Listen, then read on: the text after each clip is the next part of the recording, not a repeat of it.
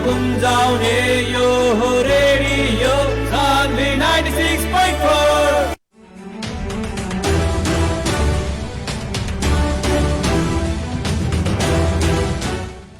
नमस्कार। उदाउँदो सूर्यसँगै एउटा नयाँ यात्रा तय गर्ने उद्देश्यले तयार पारिएको रेडियो कार्यक्रम बिहानी बसको पर्खाइमा बस्नुहुने सम्पूर्ण श्रोतालाई स्वागत गर्दछु म श्रीनारायण। श्रोताहरू, स्थानीय चुनाव सम्पन्न भइसकेको आज 20औं दिन पुरा भएको छ र विभिन्न ठाउँमा कार्यपालिका सदस्यको पनि निर्वाचन भइसकेको छ। अब जनप्रतिनिधिहरू कामतर्फ ध्यान दिनुपर्ने हुन्छ।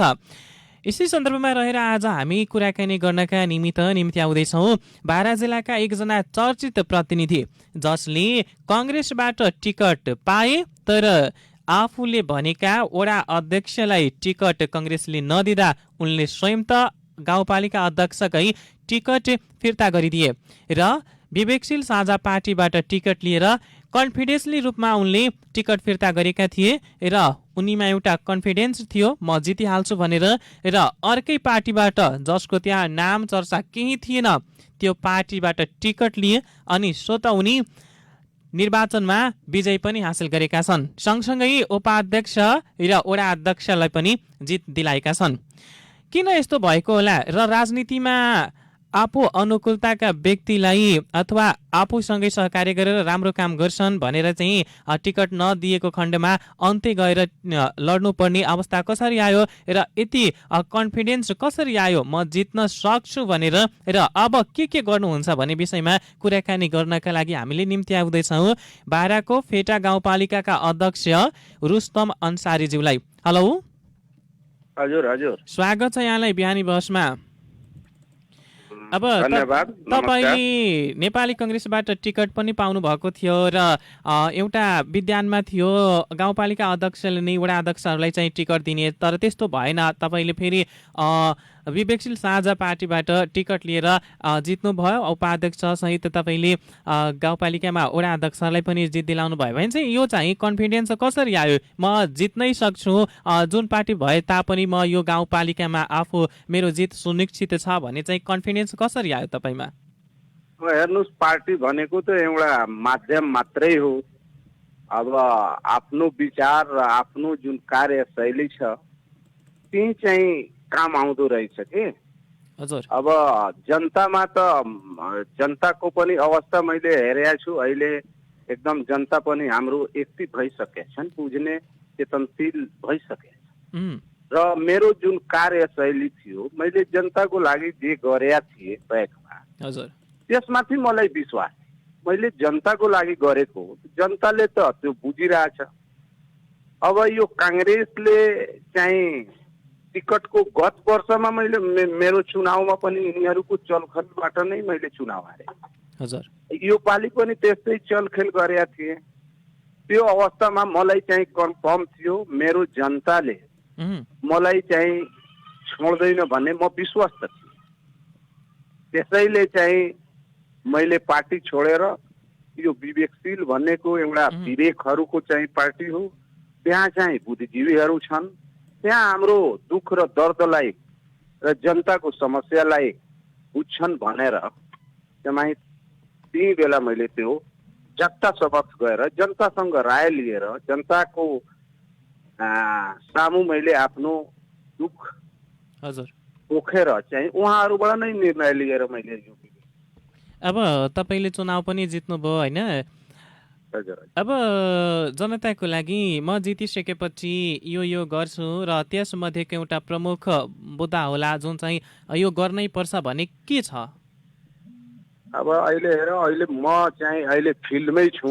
हजुर, त्यो कसरी मैले चाहिँ यो शिक्षा, कृषि र स्वास्थ्य, युवा रोजगारको लागि मैले एकदम मेहनत पहल गर्दैछु। अहिले पनि मैले चाहिँ यहाँ गमरिया स्कुलमा आएको छु। यहाँ चाहिँ यो स्कुललाई कसरी हामी चाहिँ एउटा सिस्टममा क्वालिटी दिने स्कुल बनाउन सक्छौँ त्यतातिर मैले बढी चाहिँ ध्यान दिएको छु र जनता सामु जुन मैले प्रतिबद्धता गरेको छु हजुर त्यसमा म अहिले पनि एकदम कटिबद्ध छु। त्यति मात्र होइन, म अझ त्योभन्दा बढी सोच अगाडि राखेको छु र त्यही हो अलिकता अब अवस्था यहाँ हाम्रो भोटको समस्या आएको छ। हजुर अब भोटमा चाहिँ हाम्रो बहुमतको अवस्था अलिकता कमजोर देखियो। हिजो नै मैले चाहिँ केही निर्णय खोजेका थिएँ खास खास कुराहरूमा, हजुर स्वास्थ्य, स्कुल र खासै अहिले आवश्यक परेको कुरामा चाहिँ त्यो बोर्डबाट निर्णय गरेर जाउँ।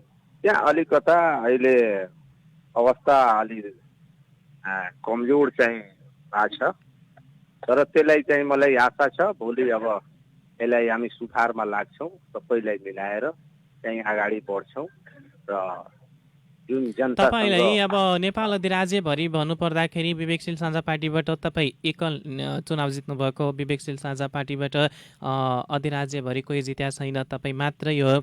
अब त्यहाँ चाहिँ त्यहाँका फेटाका जनताले त्यति बहुमत तपाईँले दिए, त्यो बहुमतले कदर गर्दै आगामी दिनमा उनीहरूको जनभावना अनुसार काम गर्न सक्नुहुन्छ? एकदम म त पढेर हेराउँछु। यो गाउँपालिकालाई एउटा नमुनाको रूपमा म दिन चाहिरहेको छु। यसमा अब जनतासँग मेरो रिक्वेस्ट आग्रह छ, खालि मलाई चाहिँ कुर्सीमा बसाएर भएन, मेरो काँधमा काँध मिलाएर कहाँ के समस्या छ त्यो मलाई बताएर राय सुझाव दिएर कसरी चाहिँ यसलाई हामी अगाडि बढाउन सक्छौँ। त्यसमा जनताको पनि सहयोग चाहिन्छ, जनताले पनि सहयोग मलाई गर्छ। अवश्य नै म यो गाउँपालिकालाई चाहिँ ठिक पारेर जनताको चाहना अनुकूल बनाएर म हेराउन एकदमै मेहनत साथ म बिहानैदेखि 14 घन्टासम्म चाहिँ मैले ड्युटी दिइरहेको छु। हजुर, अब अहिले पनि त धेरै कुरा उठ्न थालेको छ। तपाईँ त हुन त चुनाव जित्नुभयो विवेकशीलबाट, तर अब फेरि चाहिँ पुनः त कङ्ग्रेसमै फर्किनुहुन्छ भने चाहिँ कतिको सत्यता छ? अब पार्टी भनेको हेर्नुहोस्, अब जसको पार्टीबाट मैले जितेको छु, जसको चाहिँ टिकटबाट जितेको छु, त्यसलाई त अब छोड्ने अवस्था त छैन। अब भन्ने मान्छेहरू त दुनियाँ भन्छन्, पार्टी भनेको एउटा माध्यम मात्रै हो। हजुर, गर्ने आफ्नो विचार हुन्छ, आफ्नो तरिका, आफ्नो कार्यशैली हुन्छ। जुन पार्टीमा रहेर पनि काम गर्न सकिन्छ अनि राम्रो भन्दा राम्रो, ठुलो भन्दा ठुलो, देशको सबभन्दा नम्बर 1 पार्टीमा रहेर पनि अब सोच नराम्रो भएको मान्छेले त नराम्रो गरिहाल्छ नि। पार्टीसँग केही सरोकार भएन, कुन पार्टी कहाँ हो त्यसलाई अब हामी यसलाई चाहिँ उ नगरौँ। हामी जहाँ भएछौँ, जहाँ छौँ त्यही भएर अब जनताको सेवा गरौँ। कसरी जनतालाई चाहिँ हामी, तर हाम्रो देशमा छ नि यो जनताको सेवा गर्न, राजनीति गर्न अथवा जनमानसमा गएर केही गर्नको निमित्त चाहिँ ठुला ठुला दलहरूलाई चाहिँ समातिने गरिन्छ भने चाहिँ तपाईँ भन्नुहुन्छ कि राजनीति मात्र एउटा के अरे दल एउटा माध्यम भयो भने चाहिँ अब विकासको निर्माण कार्य गर्नमा तपाईँले केही अप्ठ्यारो पर्दैन? अब अप्ठ्यारो के हुनु, अब राम्रो गर्ने मान्छेलाई, राम्रो सोच राख्ने व्यक्तिलाई त मलाई लाग्छ चौतर्फी सहयोग पाउँछ।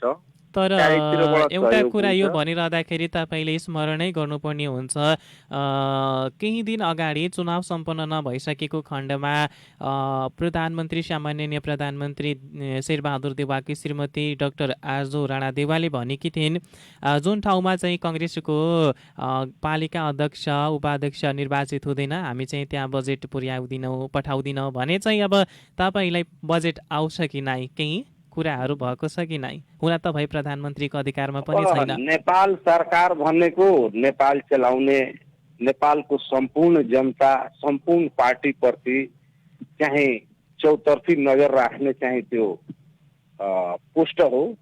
अब उहाँले यस्तो कुरा यदि भन्नु भएको छ भने यो अशोभनीय कुरो। यस्तो भन्नु चाहिँ अब एउटा प्रधानमन्त्रीको चाहिँ श्रीमतीले यस्तो कुरा राख्दा अलिकता अब देशमा नराम्रो मेसेज जान्छ। अब हामी अलिकति तपाईँको योजनाहरूका कुरा गरौँ। तपाईँले भन्नुभएको थियो हामी चाहिँ अघि नै हामीसँग कुराकानी गर्दाखेरि तपाईँले म जनताको पक्षमा छु र जनता मेरो पक्षमा छन् भन्नुभएको थियो होइन। हुन तपाईँ जनता पक्षमा छन्, जुन पार्टी भए तापनि व्यक्ति राम्रो भए उनीहरू चुनाव जिताइदिए तपाईँलाई होइन। अब चाहिँ तपाईँले त्यहाँ भएका समस्याहरूलाई न्यूनीकरण गर्न, समस्या समाधान गर्नका निमित्त जनताहरूसँग सहकार्य कस्तो गरिरहनु भएको छ? एकदम म त लागि परेको छु त्यसमा।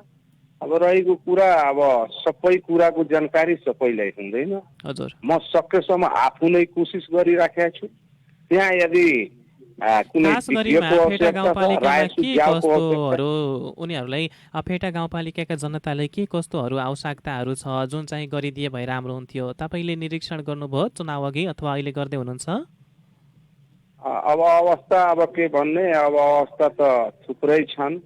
त्यसलाई सबभन्दा पहिला मैले त यो गाउँलाई चाहिँ एउटा अब कुनै सुविधा अथवा चाहिँ केही चाहिँ जनताको लागि आएमा यहाँ गाउँमा चाहिँ विवाद हुँदो रहेछ, त्यसलाई मैले चाहिँ गाउँलाई चाहिँ पहिला 3 क्याटेगोरीमा बाँड्नलाई मैले उ गरेको छु। एउटा विपन्न र बिचमा साधारण किसान र अर्को सम्पन्न। यसलाई पहिला हामी 3 क्याटेगोरीमा बाँटौँ। किसानलाई चाहिँ गर्ने सहयोग किसानलाई गरौँ, विपन्नलाई के गर्नुपर्छ सहयोग त्यो विपन्नलाई गरौँ, र धनी मान्छेहरूलाई कसरी चाहिँ मैले उहाँहरूको स्वागत सम्मान गर्नुपर्छ गरेर अगाडि बढ्ने चाहिँ मैले अवस्था सिर्जना गर्न चाहिँ चाहिराखेको छु। चाहिँ जनतामा विपन्नहरूले महसुस गर्न सक्छन् तपाईँ उनीहरूको पनि अध्यक्ष हो भनेर? अब त्यो त मैले गर्ने हो, गर्ने काम मबाट हुने र जनताले चाहेको चाहिँ चाहनालाई मैले पुरा गर्न चाहिँ कोसिस गरे हो। अब बुझ्ने त अब जनताले हो, विपन्नले हो। अब उहाँहरूले अब के सोच्दैछन्? हजुर, अब अलिकति हामी शिक्षाकै कुरा गरौँ। त्यहाँ चाहिँ शिक्षाको अवस्था कस्तो छ? विद्यालय स्तरमा तपाईँ आफै पुगिरहनु भएछ। शिक्षाको अवस्था के भन्ने, करिब करिब हाम्रो यहाँ भौतिकहरू चाहिँ यहाँ पर्याप्तै जस्तो छ। हजुर, टिचरको चाहिँ अलिकति अभाव छ यहाँ, त्यसलाई मैले पूर्ति गर्न कोसिस गरिरहेको छु। र जे जति जस्तो छ त्यसलाई चाहिँ एकदम ठिक्क पार्दिन, सिस्टममा ल्याइदिन अहिले म एकदम लागि परेको छु। जे जति अहिले त्यहाँ छ अवस्था त्यसलाई चाहिँ सुधार गरिदिन, त्यसलाई चाहिँ स्ट्यान्ड बाई भइदिनको लागि मैले मेहनत गरिरहेको छु। अब भोलि आउँदो समयमा चाहिँ कति सक्दो मैले चाहिँ त्यहाँ सहयोग गरेर कहाँ कहाँ के कमी छ त्यसलाई व्यवस्था मिलाएर एकदम ठिक पार्न म कोसिस गरिरहेको। तपाईँले यो राजनीतिमा आउनुभएको पेसा हो कि सेवा, के सम्झेर आउनुभएको थियो? अब तपाईँहरूले बुझ्ने कुरा हो। मेरो अब पेसा भन्नुहोस् वा यसलाई सेवा सोच्नुहोस्, यो जनताले बताइदिएछ नि, मैले भन्नुपर्ने अवस्था छ। हजुर, जनताले नै यो तय गर्छ उहाँको चाहिँ यो व्यापार हो कि जनता सेवा हो, तपाईँहरूलाई भन्नु पर्दैन। भने चाहिँ जनमुखी तपाईँ काम गर्न सक्नुहुन्छ अनि त जनताले सेवाको रूपमा चित्रण गर्छ होइन भने तपाईँले पनि अब कमिसन खोरी गर्नुभयो, सिफारिसमा जत्रो तत्रो पैसा लिन थाल्नु भएपछि त सेवा भएन नि त, पेसा भयो होइन। के कस्तो सेवाहरू छ जसरी वडा कार्यालयहरूबाट गराइने अथवा गाउँपालिकाको कार्यालयहरूबाट गराइने उनीहरूको सेवामा केही छुट छ अथवा केही सरलता सहजता वातावरण के छ, कस्तो छ? अब त्यो त्यतातिर नजाउँ, आफू त म राम्रो हुँ भनेर सबले भन्छ, दुनियाँ नै भन्छ। यो सब कुरा त अब जनताले बताउनु हो, जनताले भन्छ। तपाईँले त्यस्तो वातावरण गर्नुभयो भने नि त जनता भन्छ। अब मसँग अलिकति टाइम थोरै लिनुहोस् सर। अब म अहिले यहाँ स्कुलमै मिटिङको अवस्थामा छु, फेरि पछि भेटौँला, फेरि कुराकानी हुन्छ। हजुर, अब बुझौँ, हामी अन्त्यमै छौँ। अन्त्यमा खास गरी तपाईँले त्यत्रो मत दिएर जिताउने फेटाका जनतालाई र समग्र तपाईँ आफू पक्षीय जनता र सम्पूर्ण तपाईँको फेटा गाउँपालिकामा रहेका तपाईँका शुभचिन्तक, तपाईँका आम नागरिक जनतालाई के सन्देश दिनुहुन्छ? हजुर मैले प्रश्न बुझिनँ। तपाईँले त्यत्रो बहुमत दिएर जिताएका र तपाईँको फेटा गाउँपालिकाका जनतालाई अन्त्यमा के भन्नुहुन्छ? अन्त्यमा म के भन्न चाहन्छु भने, म जनता भन्न चाहन्छु मैले जति जुन चुनावी दौरमा मैले प्रतिबद्धता गरेका छु, जनतालाई आशा दिएका छु, त्योभन्दा मेरो सोच अझ अगाडि छ। त्यसमा अब हाम्रो जनताले अब कहीँ कहीँ मलाई चाहिँ बाधा अड्चन आउँछ, काम गर्नमा केही अवरोधहरू आउँछ, त्यहाँ चाहिँ जनताले मलाई साथ दिएर काँधमा काँध मिलाएर मबाट चाहिँ काम गराउनु पर्यो, मबाट चाहिँ गाउँलाई सुधार्ने मौकाको लागि सहयोग गरिदिनु। हुन्छ, तपाईँ व्यस्त हुनुहुन्छ, हामीले समय दिनुभयो त्यसको लागि तपाईँलाई धेरै धेरै धन्यवाद छ। नमस्कार, धन्यवाद। उहाँ हुनुहुन्थ्यो फेटा गाउँपालिकाका अध्यक्ष रुस्तम अन्सारी, हामीसँग प्रत्यक्ष कुराकानी गर्दै। श्रोताहरू, उहाँ चाहिँ नेपाली कङ्ग्रेसका पहिला नेता हुनुहुन्थ्यो, नेपाली कङ्ग्रेसमा लागेका थिए र नेपाली कङ्ग्रेसमा एउटा विद्वान थियो जुन चाहिँ गाउँपालिका अध्यक्षका टिकट पाएका व्यक्तिले वडा अध्यक्षलाई टिकट दिने, तर चाहिँ फेटा गाउँपालिकामा गाउँपालिका अध्यक्षका टिकट पाएका रुस्तम आफ्ना मातहतका अर्थात् जित्न सकिने वडा अध्यक्ष उनी मातहत रहेकाहरूलाई चाहिँ टिकट उनले दिन पाएनन्। अनि त्यही रिस आवेगमा आएर उनले पाएको गाउँपालिका अध्यक्षको टिकट नै नेपाली कङ्ग्रेसलाई स्वतः पुनः फिर्ता गरिदिए। उनले फिर्ता गरेपछि विवेकशील साझा पार्टीबाट त्यही मतदान हुनुभन्दा 3-4 दिन अगाडि उनले विवेकशील साझा पार्टीबाट टिकट लिएका थिए र टिकट लिइसकेपछि उनले चुनाव पनि जितेका छन्। उनीसहित गाउँपालिकाकी उपाध्यक्षमा पनि विवेकशील साझा पार्टीकै उम्मेद्वार निर्वाचित भएकी छन् भने 3-4वटा ठाउँमा वडा अध्यक्ष पनि जितेका हुन्। अब उनले आफू नै भनेका छन् काम गर्नमा अलि असजिलो हुन्छ, कार्यपालिका सदस्यमा बहुमत छैन। हुन त भए केही दिन अगाडि देशकी प्रधानमन्त्रीकी श्रीमतीले नै भनेकी थिइन्, हुन भए जुन जुन ठाउँमा कङ्ग्रेस जित्दैन हामी पैसा पठाउँदिन। उहाँले भनेको कुरामा उहाँ चाहिँ आलोचित पनि हुन पुग्नु भएको थियो, तर त्यस्तो छैन। जुन पार्टीको जितेको भए तापनि सरकारले सबैलाई एकमुष्ट एक दृष्टिकोणले हेर्नुपर्ने विधान व्यवस्था पनि रहेको छ।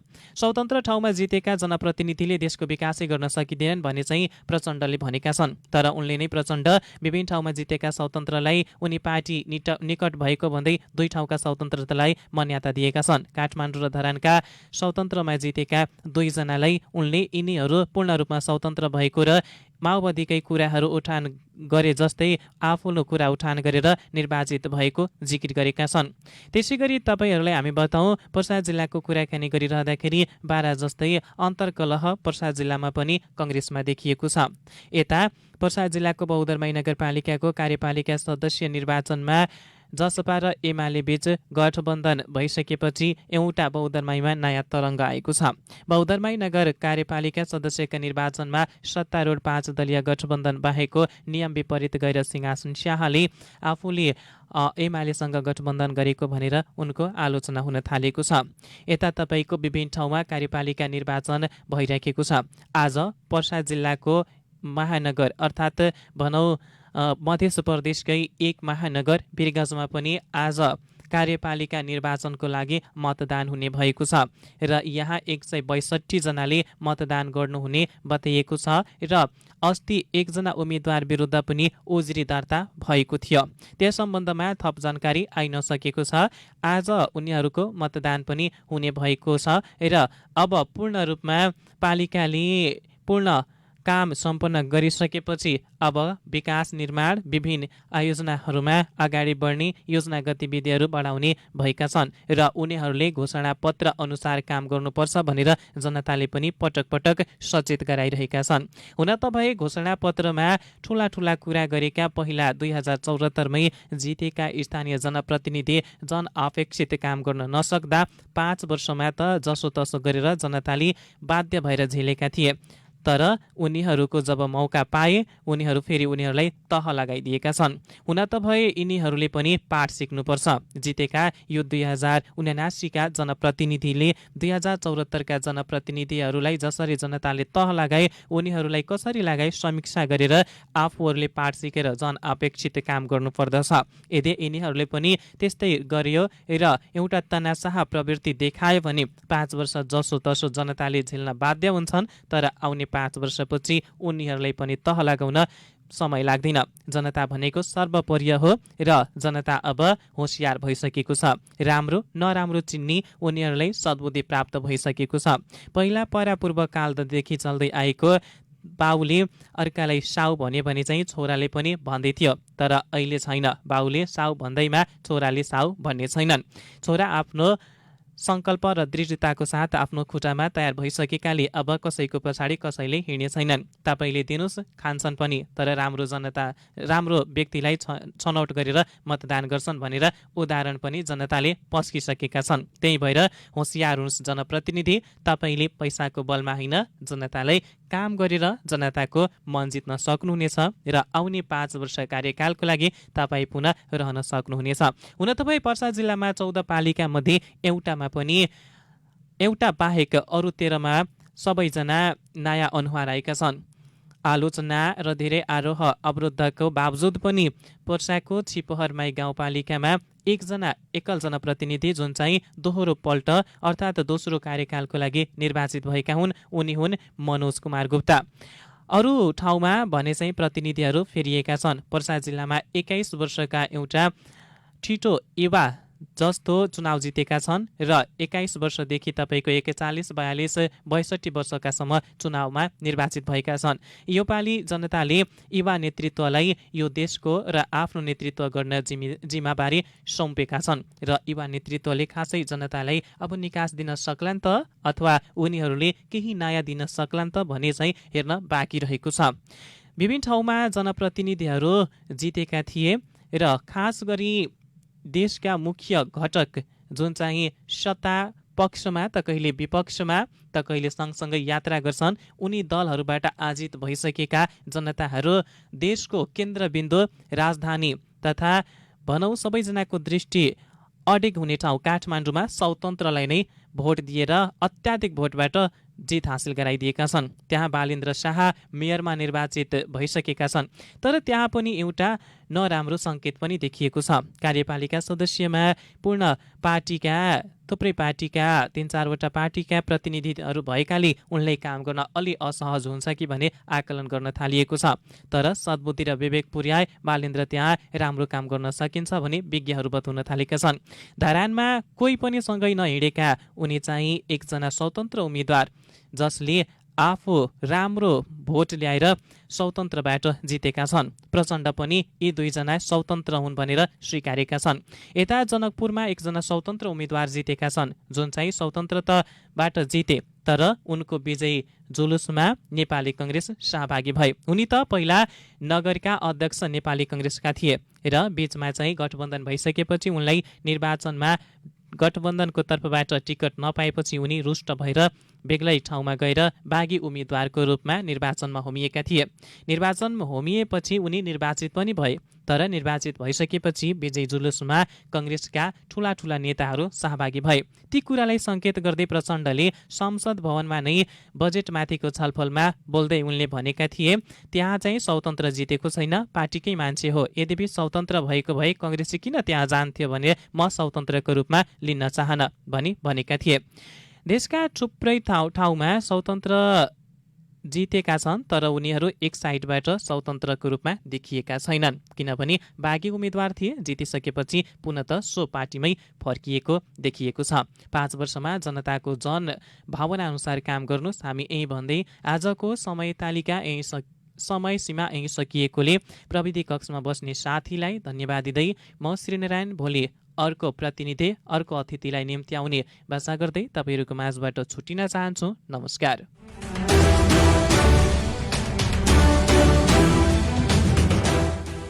सहर सारा गुन्जाउने यो हो रेडियो सान्वी 96.4। विकास निर्माण कार्यका लागि अब तपाईको साथमा पीसी इन्फाटेक प्राइभेट लिमिटेड। कुनै पनि संरचना निर्माण गर्न अहिलेको आवश्यकता भनेको